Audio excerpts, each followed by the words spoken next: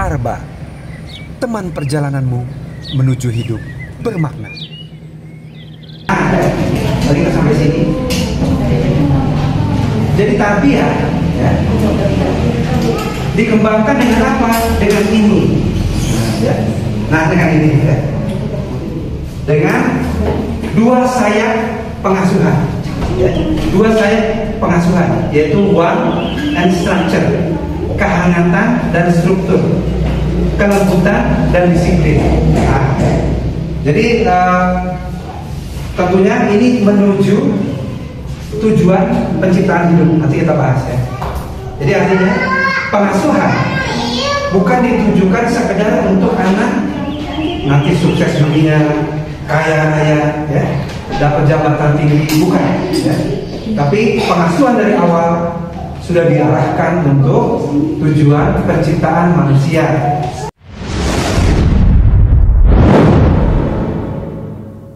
Yaitu wama khalaqtul berjina wal insa illa liya'budun, dan tidaklah aku ciptakan jin dan manusia kecuali untuk beribadah kepadaku. Nah, ini seiring sejalan perilaku orang tua di rumah, ketika ngajak jalan-jalan, ketika ketemu saudara-saudara dan lain-lain, menunjukkan kepada anak bahwa tujuan hidup adalah hanya untuk beribadah pada Allah Subhanahu wa taala, untuk bertauhid pada Allah Subhanahu wa taala. Nah, dengan demikian fitrah-fitrah ini pelan-pelan akan tumbuh. Jadi fitrah akan tumbuh. Nah, dengan lingkungan yang hangat, lingkungan yang penuh kelemah lembutan, ada kelekatan emosional. Nah, ya, ada suasana kesolehan tadi ya. Jadi kita berharap anak soleh, tapi di rumah nggak ada suasana kesolehan, sulit ya. Karena pengaruh pertama yang terbesar itu memang dari rumah ya. Walaupun sekolah membawa pengaruh, teman-teman membawa pengaruh dan lain-lain, tapi rumah itu luar biasa memberikan pengaruh. Lalu inspirasi yang menantang ya. Seberapa sering anak ditantangin gitu ya, coba warnain yang ini, coba lari sampai sana, coba kejar bola ini ya. Coba hitung ya, ada berapa warna kuning di ruangan ini, nah, dan lain-lain. Jadi ada inspirasi yang menantang, sehingga fitrah belajarnya ini tumbuh dan berkembang ya. Artinya tanpa stimulasi dari orang tua, maka sulit nih tarbiyah ini bisa berjalan ya. Ada apa lagi? Ada aktivitas untuk menunjang ragam potensi ya. Karena tadi ada fitrah bakat ya, dimana anak sudah dianugerahi bakat yang berbeda-beda dan maaf yang luas ya. Artinya kita meyakini bahwa kalau anak berbuat kesalahan itu bukan karena jahat kan gitu ya, karena masih belajar dan lain-lain. Dan Islam pun mengajarkan tahapan memberikan hukuman ya. Tidak langsung dipukul, tidak langsung marah-marah dan lain-lain. Ternyata Rasulullah SAW sudah mengajarkan kita tahapan-tahapannya ya.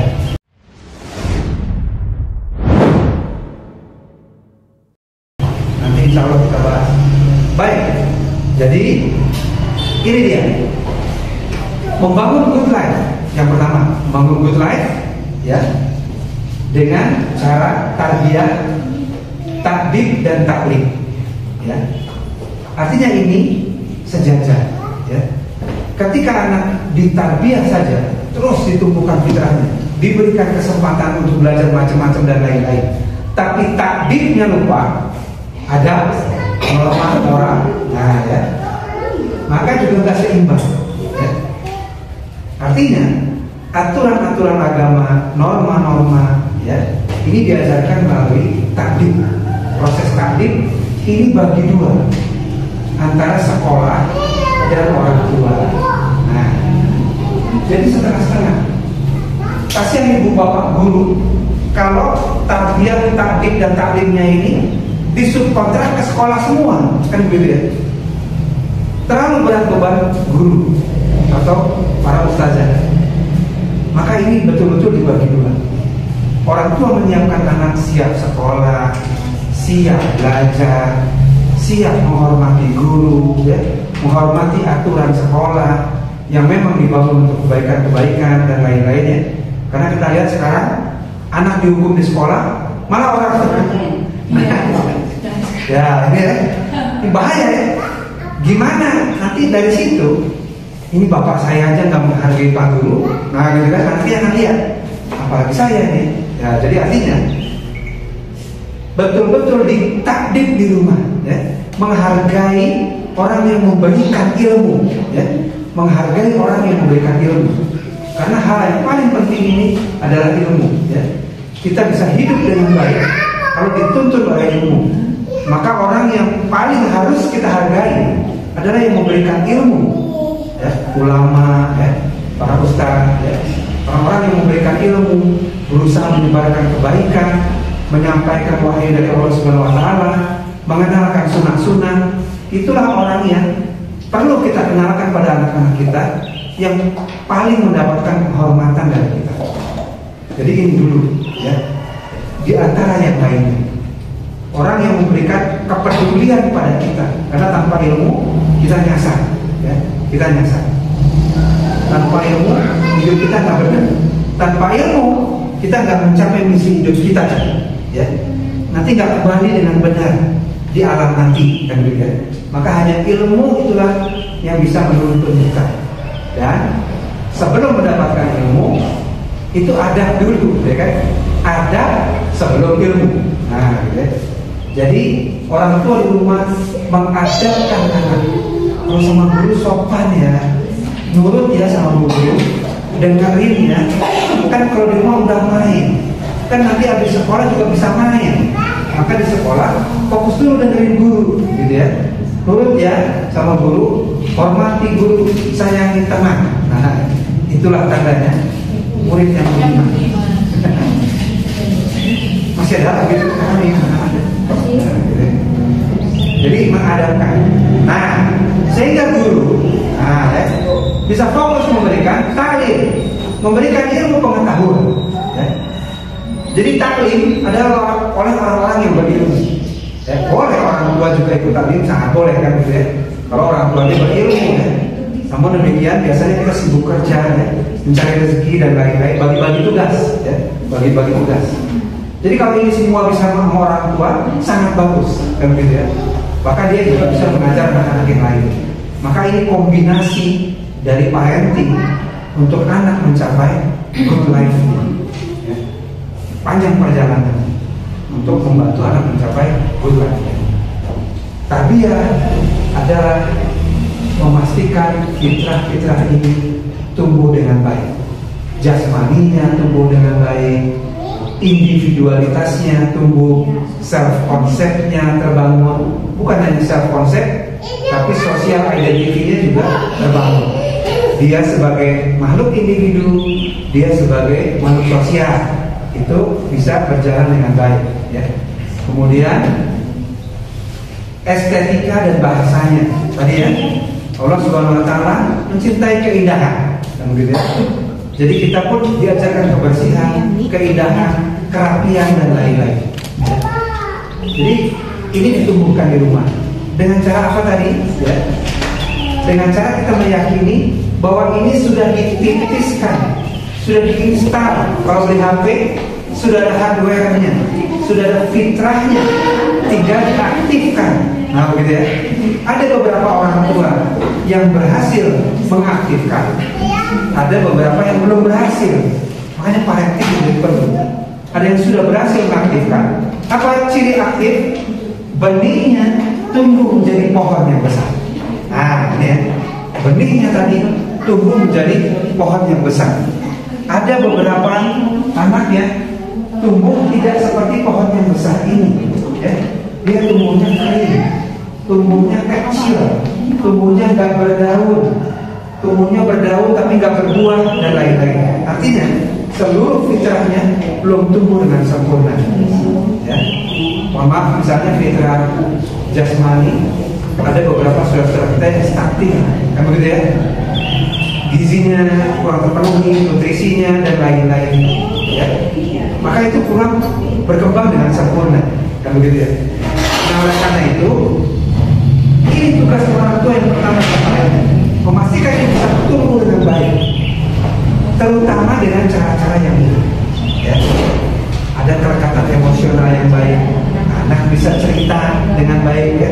Tadi di sekolah gini, tadi ustaznya ngajarin gini, tadi bu guru ngajarin gini, dan lain-lain. Ada kelekatan emosional, anak bisa cerita dengan ringan di rumah, sehingga fitrah individualitasnya berkembang dengan baik.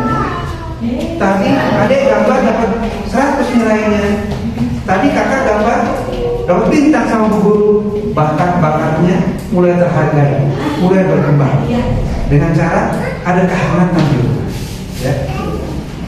Beberapa anak hari ini merasa kehangatan keluarga itu sangat mahal, hingga mereka nyari kehangatan di luar rumah, di mana saja, di medsos. Nggak cerita ke orang tua, tapi ke medsos cerita mana. Gitu ya. Nah itu ya. Akhirnya fitrahnya tidak terbimbing oleh orang tuanya. Ya. Mereka mencari kehangatan di luar. Okay. Nah ini ya. Baik. Yang kedua apa? Kedua, tujuan global munasabah.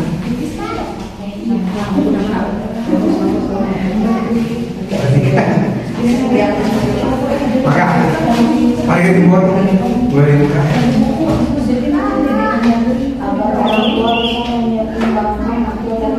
Nah, betul ya. Agar orang tua bisa membersamai anak, mendampingi anak, mencapai akhir baliknya. Nah, ini sangat penting ya. Mencapai akhir baliknya ya.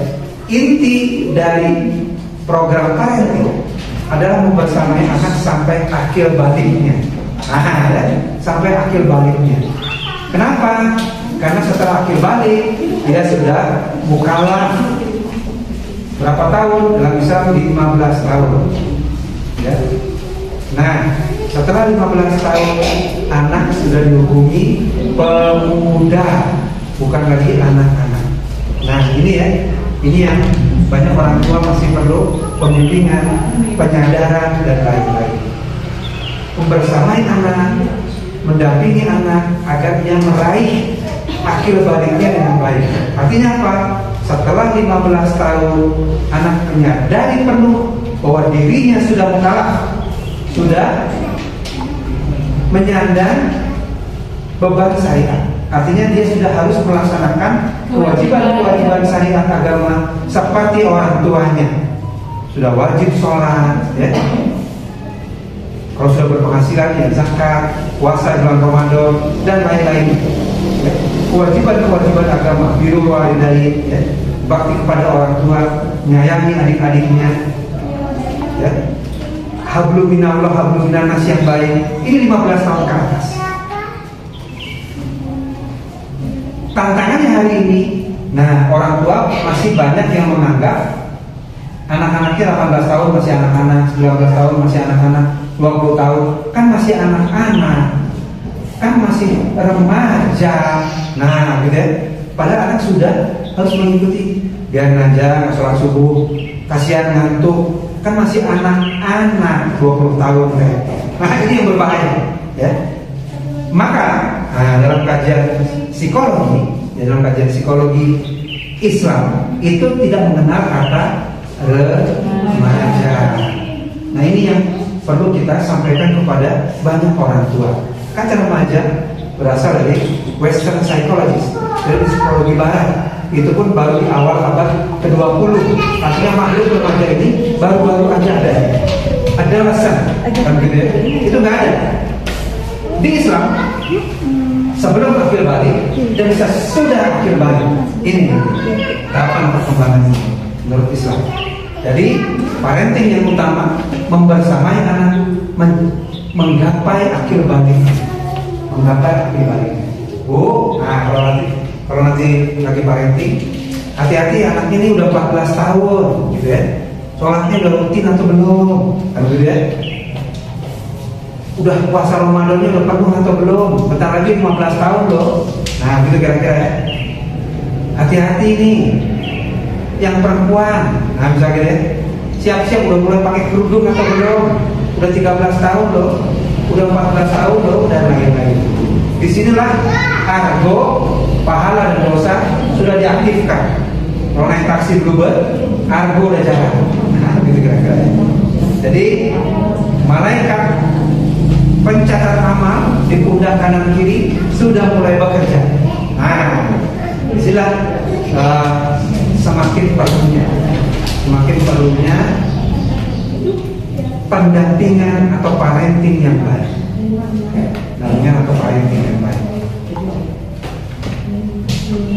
Kenapa perlu dampingi? Karena seringkali orang Indonesia balik dan akhirnya tidak sama. Balik dan akhirnya nggak seragam. Baliknya 12 tahun sudah balik, tapi akhirnya belum. Ya, ya. Kadang-kadang 18 tahun belum akhir, baliknya mau udah. Badannya gede, jakun udah ngomong, suara udah ngebas kalau laki-laki, jenggot tumbuh, ya, dan lain-lain. 18 tahun. Atau yang perempuan sudah menstruasi, gitu ya, 12 tahun, 13 tahun, tapi akhirnya belum. Maka parenting yang utama, parenting yang bareng-bareng ini membersamai remaja-remaja di wilayah kita untuk akhir balik dengan baik, gitu ya. Maka guru-guru pun mengingatkan pada orang tua, ya. Nanti kalau parenting di sekolah, hati-hati Bapak Ibu. Sekarang sudah kelas 1 SMP, udah kelas 2 SMP, sebentar lagi mukallaf, sudah wajib melaksanakan seluruh kewajiban syariat agama. Nah, ini yang diingatkan. Hati-hati, ya. Yang masih doyan berdua-duaan dengan teman lawan jenisnya. Nah, hati-hati ya.